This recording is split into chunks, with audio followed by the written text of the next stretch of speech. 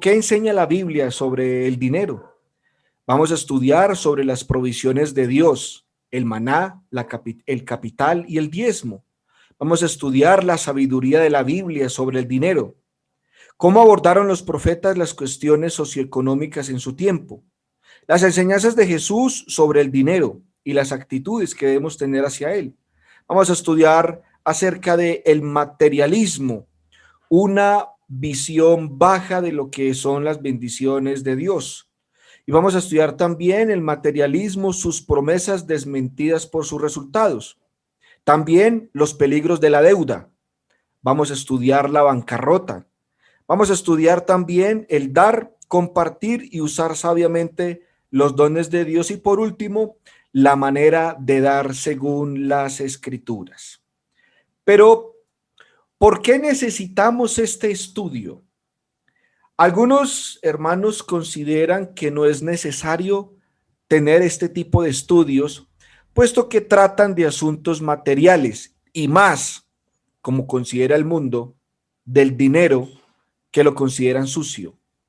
Pero es necesario dar a la iglesia este tipo de instrucciones porque particularmente, hermanos, y me incluyo, cristianos hemos tenido fallas graves en el asunto que tiene que ver con el dinero.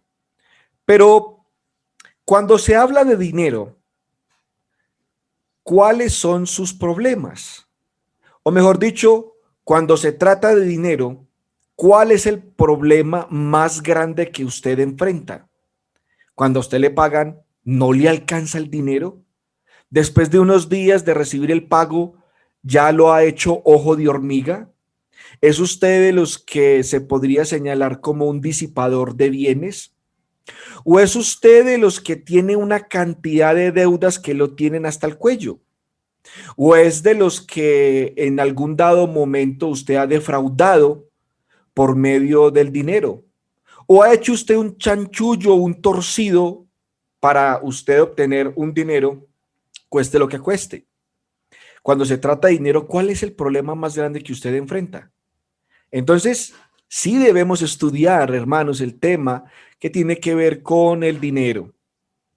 La revista Dinero dice que la industria de los juegos de azar se está reinventando aquí en Colombia. Los empresarios de este sector que están moviendo al año cerca de 13 billones de pesos en el juego de azar. El negocio de los chances de la red Paga Todo está alcanzando cifras millonarias. No sé si usted en algún momento se ha fijado en estas casas chanceras que hay cualquier cantidad de loterías y cada nada están saliendo juegos de azar, se abren casinos y esto está moviendo una cantidad de dinero. Así que esto es un asunto serio porque el mundo está considerando el dinero como algo supremamente importante y que lo deben tener. También, hermanos, las apuestas en línea que se han colocado de moda en esta pandemia. La República dice que las apuestas en línea están moviendo entre 5.4 billones de pesos colombianos y estamos hablando del 2019 y que está creciendo cada vez a un 300%. Estos juegos en línea son casinos virtuales. Usted suscribe su tarjeta de crédito o sus tarjetas y juega en línea. Esto está moviendo millones y millones de pesos cada momento. También, hermanos, por ejemplo, la revista Semana decía, el manejo del dinero es una de las mayores pruebas de fuego para el matrimonio y una de las principales causas de divorcio. Esto recomiendan los expertos para que no se convierta en una fuente de conflicto y frecuente y que la relación perdure. Alguien también ha dicho, como dice ahí el título, las relaciones en pareja hasta que la plata nos separe. Así que esto es un tema, como les digo, un tema serio. Cada vez más los colombianos se declaran en bancarrota. Es más, la lección número 10 trata acerca de la bancarrota. ¿Qué dice la Biblia de la quiebra? ¿Es bíblica o no es bíblica? Bueno, Más adelante lo consideraremos. Este estudio reveló que a junio de este año, del 2019, o sea, tengo que actualizar la información, presentaron 827 casos de insolvencia económica, pero esto en el tiempo de esta pandemia ha aumentado tremendamente. ¿Cuántos negocios en Colombia se quebraron por el asunto de la pandemia? Y qué digamos, hermanos, las deudas y el efecto que eso tiene en la salud. Estos estudios han encontrado, según la revista Portafolio, que sobreendeudarse o incumplir con sus obligaciones puede llevarlo a uno a enfermarse. La parte de abajo resaltada dice: las personas con deudas iguales o superiores a sus ingresos totales presentaban las peores condiciones de salud. ¿Y por qué esta información? Porque en la manera que usted maneje el dinero se ve reflejado en la manera que usted ofrende. Quizás nosotros no podamos medir en un porcentaje qué tanto dan los cristianos el primer día de la semana cuando se reúnen como iglesia.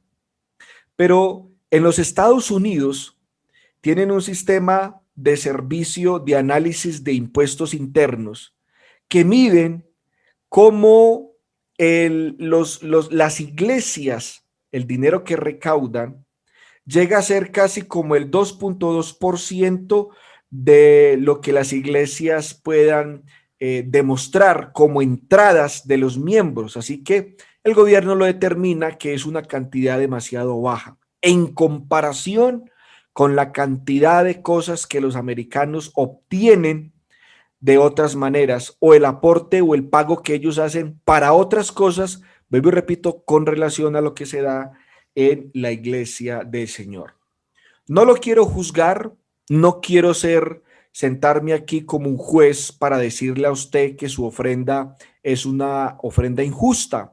No es mi intención, pero con este estudio sí lo quiero motivar para que entendamos que Dios tiene mucho que decirnos acerca de la administración del dinero. Los psicólogos nos dicen que la gente piensa más en el dinero que en el sexo. Bueno, estos son estadísticas que sacan los psicólogos. Considero que un cristiano no debe caer en esa categoría de pensar más en el dinero que en el sexo o viceversa. Bueno, puesto que nosotros tenemos la mente de Cristo y debemos ir limpiándonos de todo este tipo de cosas. Pero lo que sí debemos entender es que los hermanos debemos cumplir las órdenes de ponga aparte algo según haya prosperado y hacerlo generosamente y con toda liberalidad. Debemos cumplir estas órdenes. ¿Por qué? Porque están escritas. Primera de Corintios 16, versículo 1 y 2. Segunda de Corintios capítulo 8, versículos 6 al 11. Algunos de esos versículos pues los consideramos en esos momentos que participamos de la ofrenda del Señor. Entonces, hermanos, hay poder en el dinero. ¿Quién dice que no? Hay poder en el dinero y en las posesiones. De hecho, puede tener el poder de la vida y la muerte. Con él podemos comprar artículos esenciales para la vida, como la comida, la ropa, el refugio. Podemos dar dinero, posesiones, para salvar a los hambrientos, a los desnudos y también a las personas menos afortunadas. Una abundancia de riqueza material nos da libertades que no podríamos disfrutar sin ellas. Por ejemplo, hermanos, con el dinero estamos en mejores condiciones de hacer lo que queramos. Por ejemplo, viajar, pagar entretenimiento, tener una buena educación en una universidad, disfrutar de las cosas buenas. Ahora, cuando nosotros tenemos dinero, como les digo, una abundancia de riqueza, nos da libertades que podemos disfrutar de ellas si no lo tuviéramos, si no tuviéramos el dinero, no podríamos disfrutar de estas cosas. Ahora, sin dinero ni posesiones, la vida puede ser miserable. En el mejor de los casos, los pobres se enfrentan mera subsistencia Y cuánto más, hermanos, en esta pandemia. Hay gente que actualmente quedó con una comida al día. Están subsistiendo. La falta de recursos a menudo resulta en una vida de miseria, insalubre, incluyendo hasta la muerte. Hemos sido testigos de niños, personas adultas, ancianos que han muerto por el hambre, por una vida de pobreza. Así que el dinero no es algo que el cristiano deba ignorar. El dinero importa, ¿sí? Pero parece que el dinero, como el sexo, está en el centro de todo lo que hacen los seres humanos, hablando en términos generales, pues. Así que el poder vitalizador del dinero en la sociedad moderna llegó a ser divino, escribe J. Schelder en este artículo. Y cuando él lo dice, y esto no es un cristiano, está dando en el clavo, dándonos a entender de que la sociedad moderna considera al dinero como un dios, como un dios. Alguien también dijo, este señor, Jacques Ellul, ha escrito que la vida está llena de paradojas y ambigüedades, así que el dinero ha venido a ser un dios, mamón, o simplemente un medio de intercambio. Considero que la última parte pocos la consideran. En lugar de la primera, sí, que generalmente el mundo lo considera como un Dios y ha llegado a ser un Dios. Y es que es más, Jesucristo mismo lo señaló así. Ahora vamos a leer más adelante una referencia en Mateo capítulo 6, cuando habla de servir a Dios o servir a las riquezas. La riqueza se puede asociar con las maldiciones o las bendiciones de la ley de Dios. La clave, según este hombre, es dejar que Dios nos guíe a través de las dificultades, de los acertijos, de las tensiones y de los problemas que traen el dinero, perdón. El dinero puede ser un buen servidor para los justos.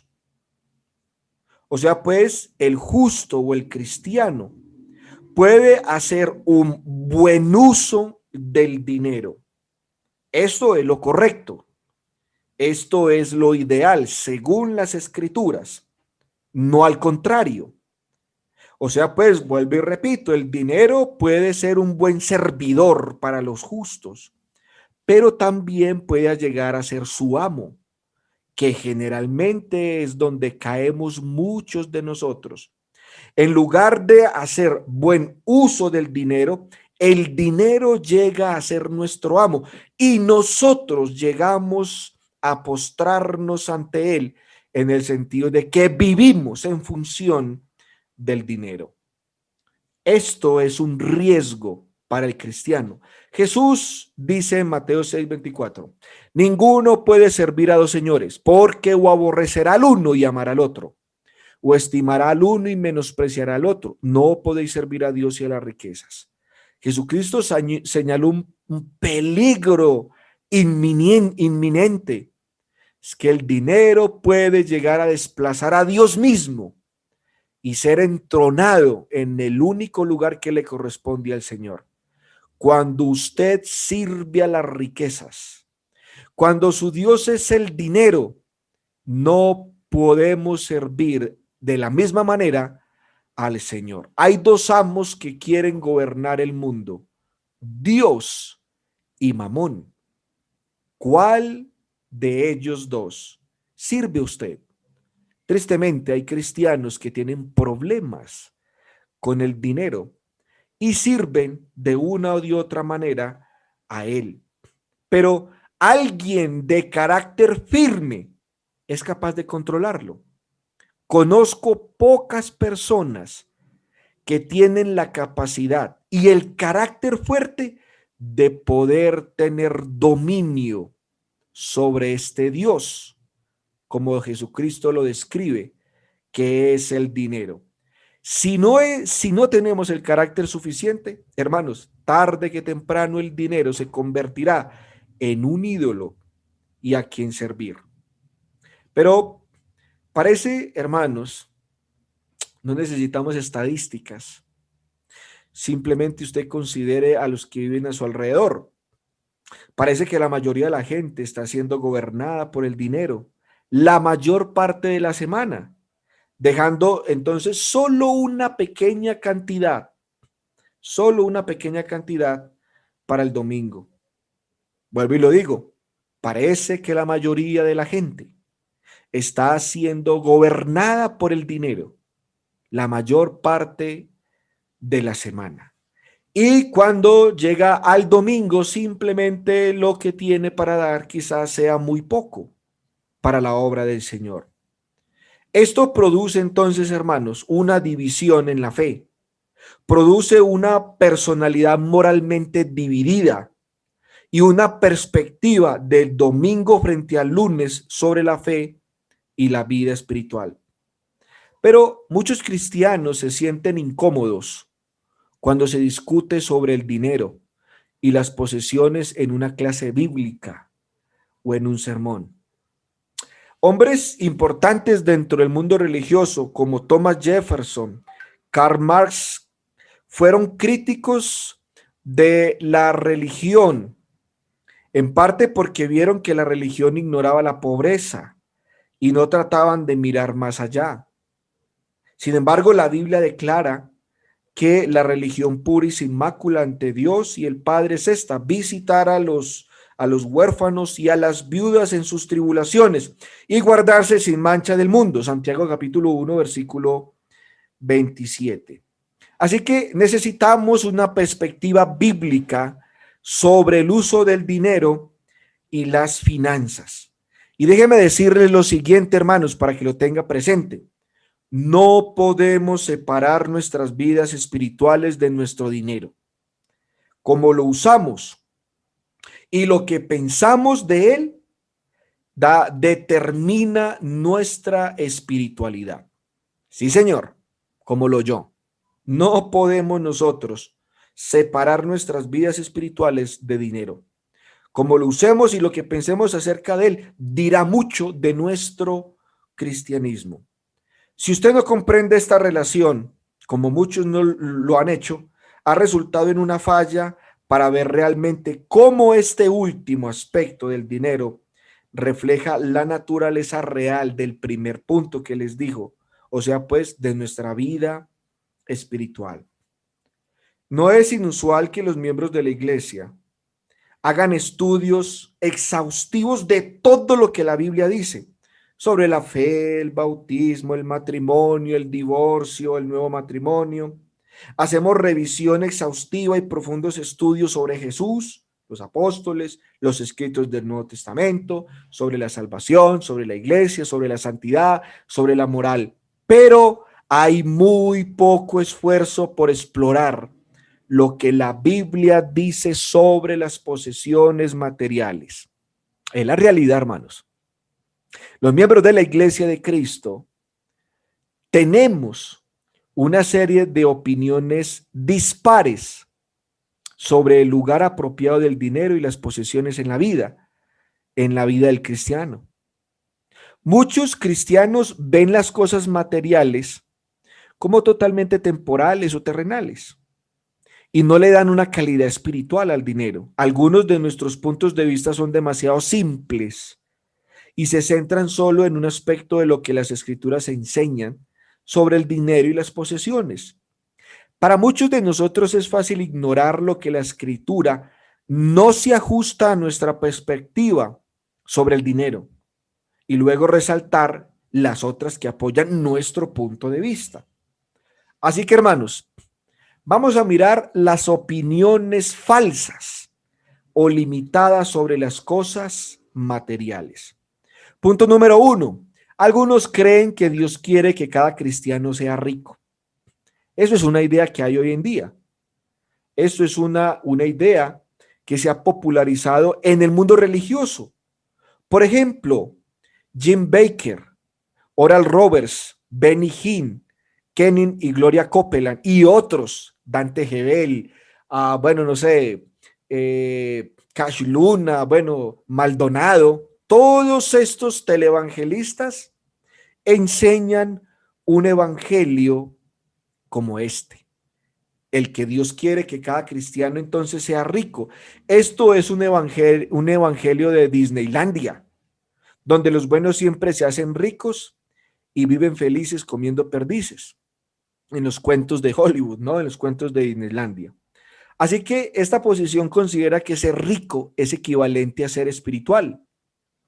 Y entonces ellos llegan a la conclusión lógica de que si una persona es pobre o una persona no tiene los medios suficientes como para mantenerse el mismo, debe ser considerado espiritualmente débil o quizás una persona que está en pecado.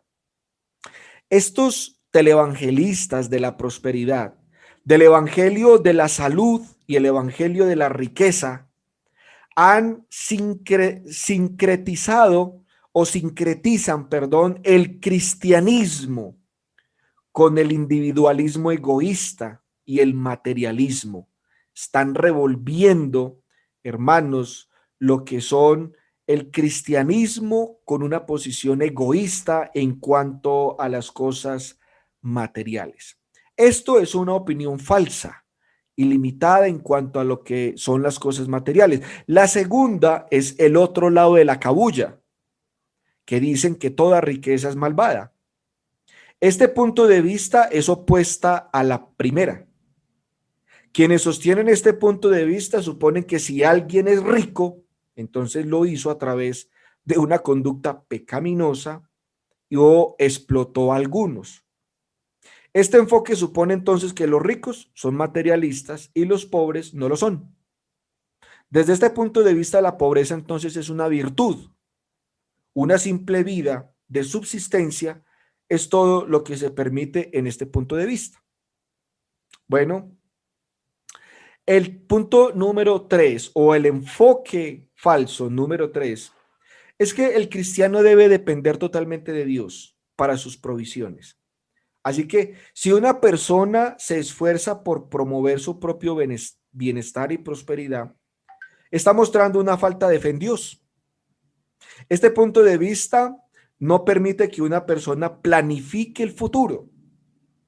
Cuando esto ocurre, entonces es algo que va en contra de los principios que Dios dice acerca de trabajar, porque yo por medio del trabajo puedo prosperar, porque estoy haciendo lo que Dios dice en su palabra. Por el trabajo yo puedo esforzarme y conseguir y prosperar. Eso fue la bendición de Dios para el pueblo de Israel. Pero estos defienden el punto de que los demás me tienen que apoyar. Viven entonces es de la benevolencia. Si todos pensaran así, entonces ¿quién haría la benevolencia? Si todos pensaran de que Dios nos debe dar todas las cosas y que yo debo vivir de la benevolencia, entonces ¿quién haría la benevolencia? Así que este punto es falso. Y cuarto, las cosas materiales y las cosas espirituales son totalmente independientes entre sí, o sea, pues no tiene nada que ver la una con la otra. Esta posición dice que la vida física con sus problemas materiales va por un lado y la vida espiritual y lo que en sí implica la vida espiritual va en otro sentido, va en otra dirección. Así que esto lleva a 4 posiciones o reacciones de la gente, o mejor dicho, 4 estilos de vida. Algunos simplemente entonces rechazan la mayor cantidad de la vida material. ¿Quiénes son estos? Los monjes, los monasterios, algunos movimientos comunales como por ejemplo los hippies. ¿Ustedes se acuerdan de los hippies? Que allá en la época de los 60 surgió este movimiento en los Estados Unidos. Por eso usted veía desde ese tiempo veía un hippie, renunciaba a todo lo material y se iba a vivir en una furgoneta. Y allá vivía. En esa dirección, este tipo de personas, como los monjes, los que viven en los monasterios, simplemente creen que en la vida es rechazar toda la vida material y vivir una vida ascética o una vida simplemente con lo necesario. Pero esto es un punto de vista contrario, porque la Biblia nos dice que nosotros debemos ser diligentes en trabajar honradamente.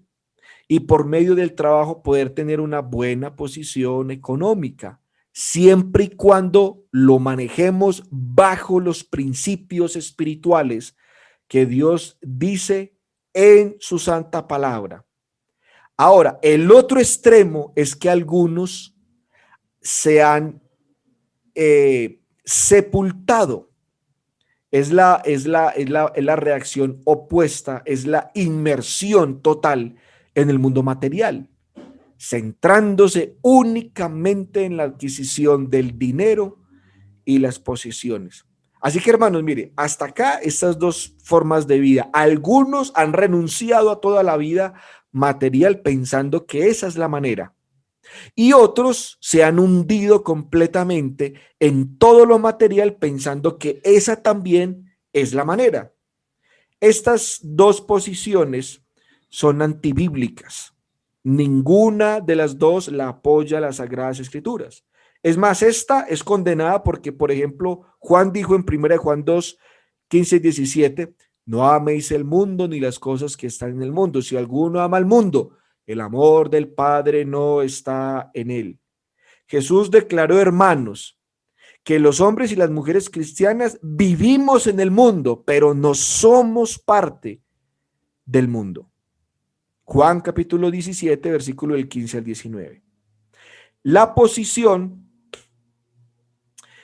esta tercera posición, es la que quizás pueda tener algunos cristianos, y es que es la que divide la vida de uno en dos partes, que sigue la Biblia en lo que se considera la vida espiritual, y la otra utiliza un modelo de negocio mundano en el ámbito de la economía. O sea, les explico. Esta posición es la que dice que Dios va por un lado, las cosas espirituales van por un lado, y la vida material va por otro lado, y que ambas cosas no están relacionadas. Así que no le importa a Dios lo que yo haga con mi plata, no le importa a Dios cómo me la consiga. Esta idea, esta tercera posición, es un enfoque que muchos, y aún incluyendo cristianos, lo tienen. Entonces entran en una pelea o en un enfoque de esquizofrenia espiritual, porque a lo material no le ven ningún beneficio espiritual. Así que, como dice el apóstol Juan en 1 Juan 2 y Juan capítulo 17, somos del mundo, pero no vivimos con las cosas del mundo. Pero la cuarta estilo que considero que es la que el cristiano debe tomar, hermanos, es que yo veo bíblicamente que el cristiano, en cualquier sistema económico en el que se encuentre, debe utilizar los principios bíblicos para promovernos a nosotros mismos y lograr los propósitos de Dios en nuestra vida. O sea, me explico, que yo puedo conseguir y obtener la riqueza material, pero yo puedo hacer uso de esas bendiciones materiales y ser una bendición espiritual. Y les voy a colocar un ejemplo. El pueblo de Israel, cuando sale de Egipto, sale con una mano adelante y con una atrás. Ellos, cuando salen ese día, despojan a los egipcios de todas sus riquezas. Israel sale con buena posición material, por eso pudieron construir el tabernáculo. No es malo que ellos hayan despojado a los egipcios de oro, de plata, de piedras preciosas, pero esa bendición material resultó en una bendición espiritual. Cuando ellos levantaron el tabernáculo con todos los elementos que Dios pedía a Moisés, oro, plata, piedras preciosas, etcétera, etcétera. Cuando la nación de Israel estaba en el desierto, Dios la alimentó con codornices, con maná, con agua. Pero cuando ellos entraron en la tierra prometida, por la bendición del trabajo, ellos podrían llegar a ser bendición para otros. Por eso Dios les decía a los israelitas que ya ellos se debían encargar de los pobres, del huérfano, de la viuda, debían llevar sus diezmos, sus ofrendas, sus primicias a Jerusalén para sostener económicamente el sistema religioso del templo, el sistema judío. Así que la nación de Israel fue bendecida para bendecir, que es el título de nuestra lección. Y el punto 4, pienso, hermanos, y creo que es el punto bíblico. Los primeros 3 puntos, aquellos que creen que la vida material debemos renunciar a ella, es falsa, o aquellos que están inmersos en las cosas materiales, es igualmente falsa. Y la tercera, que creen que una cosa es la vida espiritual y otra cosa es la vida material y que entre ambas no tienen ninguna relación, es igualmente falsa. Este cuarto punto pienso que es el bíblico y creo que es el bíblico, hermanos, es en que Dios nos bendice para que nosotros más adelante podamos llegar a ser una bendición a otros. Espero me haya hecho entender. Ahora vamos a mirar, hermanitos, para ir terminando, los problemas por resolver. Algunas cosas debemos considerar. Y una de las cosas que debemos nosotros preguntarnos, ¿son las cosas materiales la provisión de Dios para su creación o una tentación al mal y al pecado? ¿Usted qué piensa? ¿Usted qué responde? ¿Son las cosas materiales la provisión de Dios para su creación o una tentación al mal y al pecado? Bueno, yo creo que es una provisión de Dios para su creación, para que lleguemos a ser una bendición. Pero tristemente el hombre ha caído en una tentación hacia el mal y al pecado con el tema del dinero. ¿El dinero es bueno o malo, hermanos? ¿O neutral? ¿Qué responde? Algunos dicen que es malo, algunos dicen es indiferente, pero la Biblia dice que es bueno, siempre y cuando usted tenga los principios espirituales que encontramos en su palabra para su uso. Por ejemplo, Pablo dice en Efesios 4 acerca de, dice, el que hurtaba no hurte más, sino trabaje haciendo con sus manos lo que es bueno. ¿Para qué? Para que tenga que compartir con el que padece necesidad. Ahí el dinero es bueno. Pero si le damos un uso fuera de lo que la Biblia dice, entonces sí puede ser malo. Dios quiere que dependamos totalmente, Dios quiere que dependamos total e inmediatamente de Él para todo, o quiere que asumamos al menos una responsabilidad parcial por nuestro propio bienestar material. Yo pienso que Dios nos ha dado a nosotros la responsabilidad, en parte, de nuestro propio bienestar material y que por medio de ese bienestar material Dios nos use para que lleguemos a ser una bendición para otros y para la obra del Señor. ¿Enseña la Biblia algo acerca de cómo los hombres deben adquirir la riqueza? Déjeme decirle que sí. Dios nos dice cómo debemos ganar nuestro dinero. Por eso, volviendo al caso del apóstol Pablo en Efesios 4, el que hurtaba no hurte más, sino trabaje haciendo con sus manos lo que es bueno. Hay trabajos que no son buenos. Por ejemplo, alguien podría decir, una mujer podría decir, yo me gano el dinero con la prostitución. Eso es un trabajo. Es más, el gobierno lo ha certificado. Las trabajadoras sociales, se les dice. Pero lo están haciendo de una manera ilícita. Vender chance, lotería, es una manera ilícita de ganar el dinero. Ganarme el dinero con el sudor del frente y no con el sudor de mi frente es una manera ilícita de ganarme el dinero. Pablo en Tesalonicenses, en el capítulo 3, en las 2 cartas, en la primera y en la segunda, Pablo hablaba de que aquel que no quiere trabajar en nada y que se gana el pan de balde es un mal testimonio, aquel que quiera ganarse el pan de balde.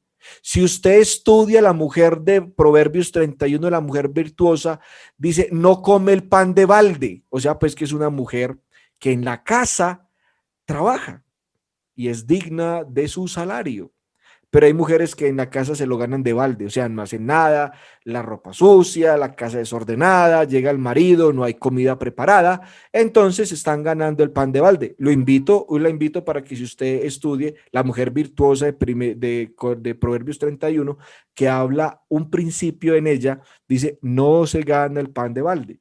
Bueno, ¿qué dicen las escrituras en todo caso acerca de producir y poseer cosas materiales? La Biblia dice que es bíblico. Dios dio a unos talentos y unos los pusieron a producir y dieron más talentos.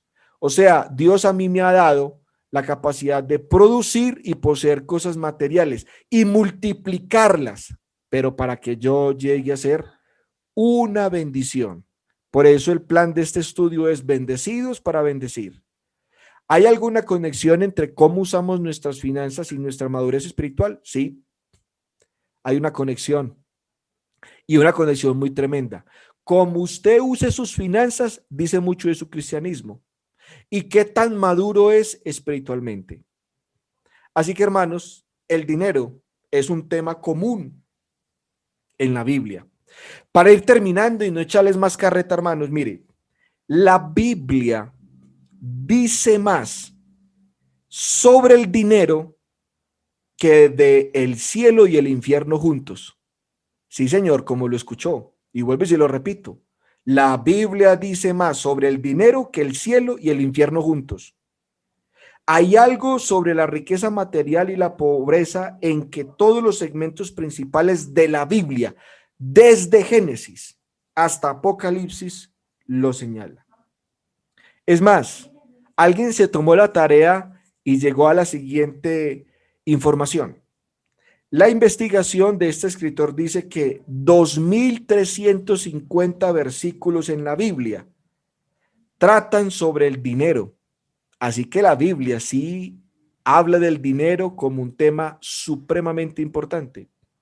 Es más, esto es aproximadamente el doble de la fe y de la oración juntos. El único tema que Jesús habló más que el dinero fue acerca del reino de Dios. Si usted se pone a mirar las parábolas de Cristo, Jesucristo habló más del dinero en sus parábolas que de cualquier otro tema. Así que alguien dijo, si tuviéramos que quitar de las enseñanzas de Jesús sobre el dinero, reduciríamos sus enseñanzas en más de un tercio.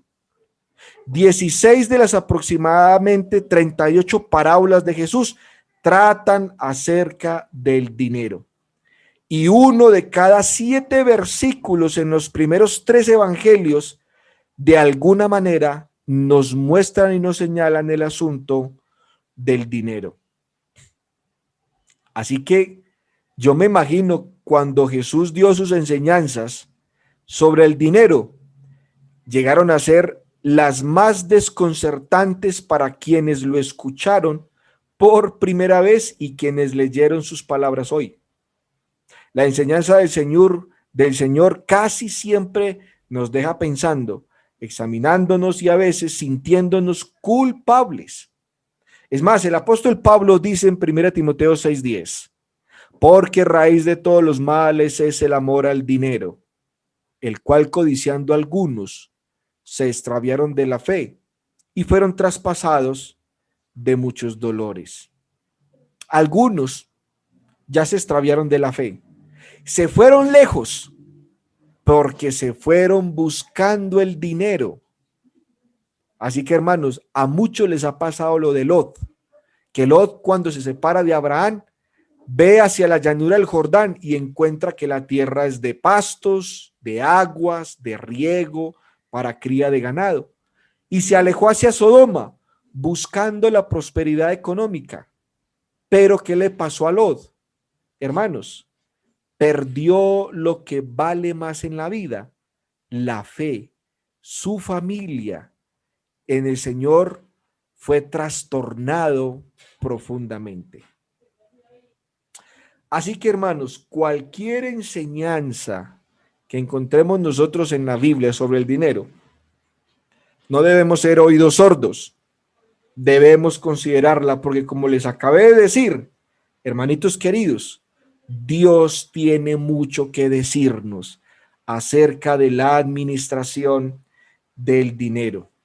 Y tristemente, muchos cristianos ignoran los principios bíblicos sobre cómo usar el dinero.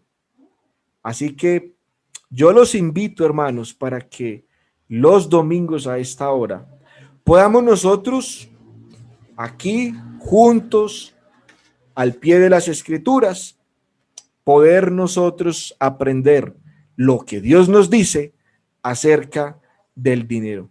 Queriendo Dios, la próxima lección será ¿qué enseña la Biblia sobre el dinero? Lo invito entonces para que no nos perdamos estos estudios